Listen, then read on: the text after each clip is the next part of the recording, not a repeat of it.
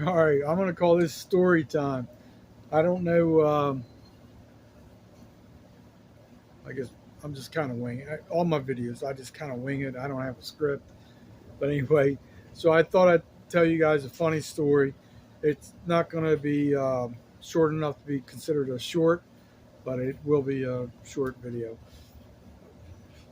Forward back to probably 1979 or whatever. I think I was a freshman in high school, or maybe just turned, whatever it was.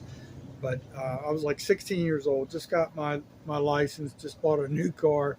When I say new car, new to me, it was like a $250 uh, Lincoln. It could like seat eight comfortably. It was a big old tank. But we had a gym teacher named Mr. Hauser. Mr. Hauser was pretty cool. He could be pretty tough at times, but he knew I liked to fish. So he told me he had a John boat he wants to get rid of. So I'm like, yeah, all right. What are you asking for it? So I kind of had an idea, what they go for. He said I used to use it for Boy Scout trips and stuff like that, and I've had it, on the side of my house for forever. And so we agreed on a price of $60, and I'm like, like I'm a high school kid. I'm like, hell yeah, 60. Yeah, I'm all in for that. So buy buy the boat, and I had a lot of experience fishing in various freshwater locations in Delaware, and so,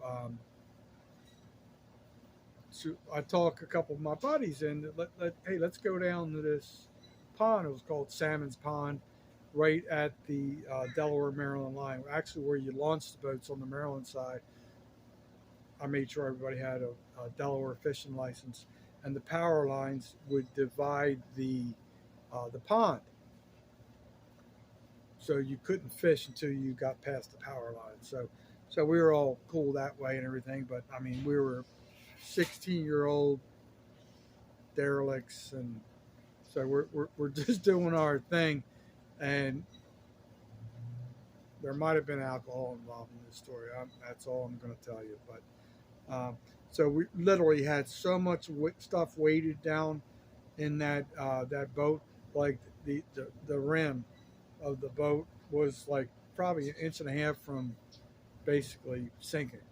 So we go around. We had a radio, and we just high school derelict punks. So we're doing our thing. So after, and that usually that's a really good pond. There was like some big bass in there for Delaware. Like there was a lot of 5 pound bass in there, and I kid you not, not one bite. Not probably just because we were just loud and just being punks. So finally, I say to the guys, I say, "Hey man, let's go to the back of the pond and let's chum for some carp. Maybe we'll have a little bit better luck." So it was the funniest darn thing. And like I said, there might have been alcohol. My memory's a little foggy, but we go to the back. We're not having any luck. We're seeing a little bit of swirls of carp moving and everything, and out of nowhere, this bass jumps up. I mean, I kid you not, like literally jumps up. Must have hit like a insect on the surface, like a mosquito or something like that.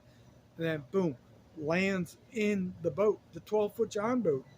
And we all kind of like pause and look at, literally like big guy like I am right now, look at each other, and like we all bend down at the same time.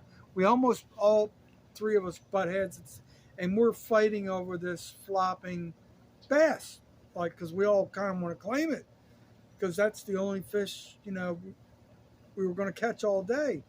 And at that time in Delaware, the minimum length for a bass was 12 inches.